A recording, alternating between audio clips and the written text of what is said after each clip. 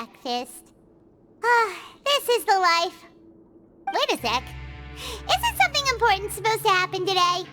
Oh, today's our big day! We're supposed to leave the Fortress of Mirapede! Come on, we've got to go complete the release procedures now!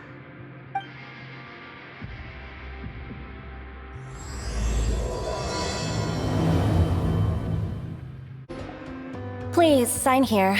This document will be effective immediately upon signing, and you two may exit the Fortress of Mirapede via the regular channels. It's been so long since we've been to the surface. Let's hurry up and... Huh? What's happening?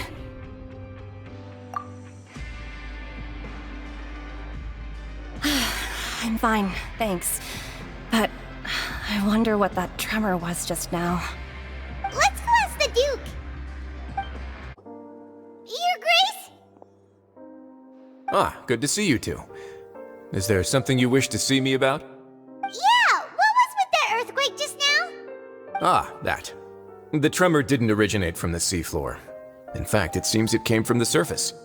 Over the years of serving as the warden here, I have developed a sense for distinguishing between what occurs on the surface and what occurs underwater.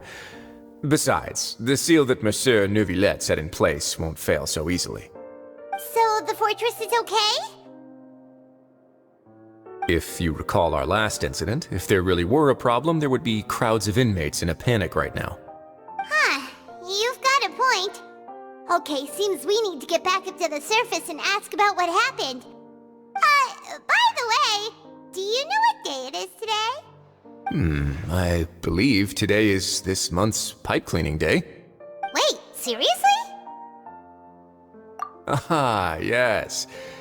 Have you completed your release papers? Yep. It's you two. Are you leaving now? That's right! Today is our last day in prison! But now that Paimon says that, it doesn't feel like we were confined here. It's actually been pretty nice. Oh yeah, Paimon feels fond of this place now. Then be sure to come back and visit. I'll miss you. If you've signed the release papers, then you're free to go. The guards will escort you out. You're not going to see us off? I knew you'd ask. All right, sure. Let's go. Well, you actually agreed. No worries, you must be busy. Paimon was just joking. Ah, so you do have a polite side, I see. After being down here for so long, I imagine you must feel like you're lacking companionship. Shall I come along too? Yeah, don't worry, we'll come back to see you. Paimon really likes the cafeteria here. The chefs sure do know how to make good grub. I hope you won't be here as convicts the next time I see you. We'll do our best to stay out of trouble. Well, it seems our work in the Fortress of Mirapede is finished. That's the end of another chapter in our journey. And since Neuvillette was the one who asked us to come here, we should probably go report to him now. Next up, the Palais Mermonia. You're going to see Monsieur Neuvillette? Please pass on our kind regards. I'm sure just your regards will do, no? I believe it would be the polite thing to do. You're right. I've heard the Palais has been terribly busy these days. Tell him that I hope he hasn't been overwhelmed by the recent string of troubles. The Palais Mermonia sure is buzzing with activity today. Halt! Huh? Oh, it's you two. Apologies. Monsieur Neuvillette did say you'd be welcome at any time. Excuse me, would you mind helping me take a look at this report? I'll be right there. Sorry, I've got my hands full here. But you can see yourselves in. Everyone's so busy. Seems a lot has been happening.